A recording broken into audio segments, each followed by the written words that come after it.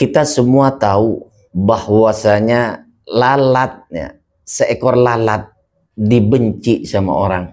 Binatang yang menjijikkan, apalagi ada di makanan, ya, sangat menjijikkan.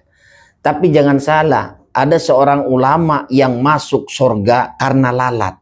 Jadi kita tidak boleh meremehkan kebaikan sekecil apapun.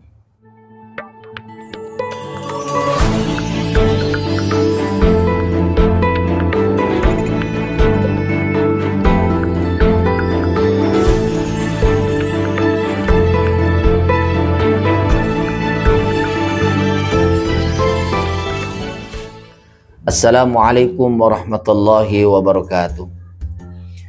Bismillahirrahmanirrahim. Alhamdulillahi rabbil alamin. Amma ba'du. Saudaraku seiman seagama, manusia adalah ciptaan Allah subhanahu wa ta'ala. Akan tetapi manusia berbeda-beda tingkat derajatnya karena sesuatu yang diberikan oleh Allah subhanahu wa ta'ala. Apa itu? Adalah ilmu. Nah, ketika seseorang yang mempunyai ilmu yang tinggi, ini sudah jelas ayatnya, yarfa'illahu alladhina amanu minkum walladhina utul ilma darajat. Jadi Allah itu mengangkat derajat seseorang yang beriman dan orang yang diberi ilmu. Nah, orang yang tidak punya ilmu otomatis derajatnya berbeda dengan orang yang berilmu. Itu sudah otomatis, sudah hukum alam begitu. Nah, kali ini saya ingin membahas tentang binatang yang kecil, yang dimana orang itu semua orang jijik kepadanya. Nah, kita misalnya lihat dagangan terus banyak laler ya, atau lalat lah. Nah, orang itu jijik, apalagi ketika kita makan terus ada lalat, apalagi lalatnya lalat hijau ya, itu udah jijik banget orangnya. Bisa jadi makanannya dibuang. Kenapa? Dikhawatirkan dia membawa penyakit. Jijik, binatang yang menjijikkan, tempatnya di sampah itu lalat. Tapi jangan dikira ternyata lalat itu mengantarkan seorang ulama besar kepada sisinya Allah subhanahu wa ta'ala. Mengantarkan seorang ulama besar ke dalam surganya Allah subhanahu wa ta'ala. Kisah ini sangatlah masyhur. Semua di kalangan ulama, kalangan ustadz, pesantren-pesantren tahu tentang kisah ini. Siapakah ulama tersebut? Beliau adalah Al-Imam Al-Ghazali. Beliau karangan kitabnya luar biasa ya. Salah satunya Ihya Ulumuddin, karangan beliau. Itu kitab yang menjadi pegangan para ulama-ulama besar. Nah, beliau adalah ulama yang terkenal dengan alimnya, Allamah Al-Imam Ghazali. Karangan kitabnya banyak. Beliau ibadahnya di malam hari luar biasa, di siang hari luar biasa. Hidupnya selalu beribadah. Itu Al-Imam Ghazali. Nah, tapi suatu ketika beliau itu mengarang kitab. Di zaman dulu itu kalau tinta ya, tinta atau pulpen itu beda dengan zaman sekarang kan. Kalau sekarang nulis aja terus, kalau dulu ditotol namanya, dicelupin terus nulis, celupin lagi nulis lagi.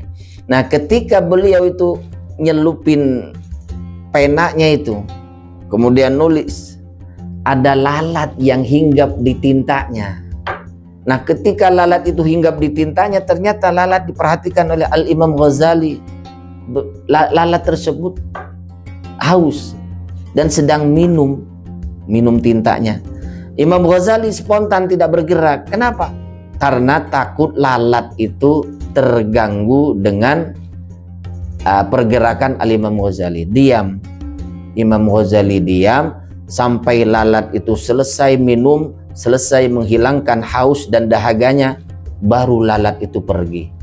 Setelah lalat pergi, baru Al-Imam Ghazali bergerak lagi melanjutkan untuk menulis kitabnya. Nah, suatu ketika sampailah pada waktu yang ditentukan oleh Allah subhanahu wa ta'ala. Artinya Al-Imam Ghazali dipanggil ke hadapan Allah subhanahu wa ta'ala. Nah, di sana Al-Imam Ghazali mendapatkan perlakuan yang sangat mulia. di sisi Allah Subhanahu wa Ta'ala. Kemudian ada seorang ulama yang mungkin ya datang mimpi atau dengan antara tidur dan terjaga gitu. Bertanya ini ulama, kalau bahasa kita, ya Imam Ghazali, apa yang telah diperlakukan Allah Subhanahu wa Ta'ala terhadapmu? Apakah engkau mendapatkan kemuliaan di sana? Iya, saya mendapatkan kemuliaan yang luar biasa. Timbangan amal saya itu lebih berat kebaikannya daripada keburukannya. Apakah itu karena karangan kitabmu sehingga kau mendapatkan perhatian yang luar biasa dari Allah Subhanahu wa Ta'ala atau nikmat di sana? Tidak.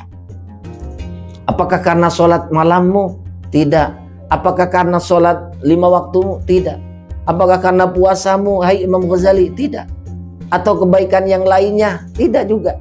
Saya mendapatkan perhatian luar biasa dari Allah Subhanahu wa Ta'ala dan kenikmatan di alam kubur. Ini karena satu sebabnya, yaitu lalat. Nah, yang bertanya kemudian kaget. Lalat yang dibenci sama orang, lalat yang menjijikkan, lalat yang tempatnya di sampah, bisa menjadi sebab engkau mendapatkan nikmat dari Allah Subhanahu wa Ta'ala. Iya. Bagaimana ceritanya? Nah, ketika saya ngarang kitab, ada lalat yang sedang minum tinta. Disitulah saya membiarkan lalat sampai kenyang, sampai selesai minum.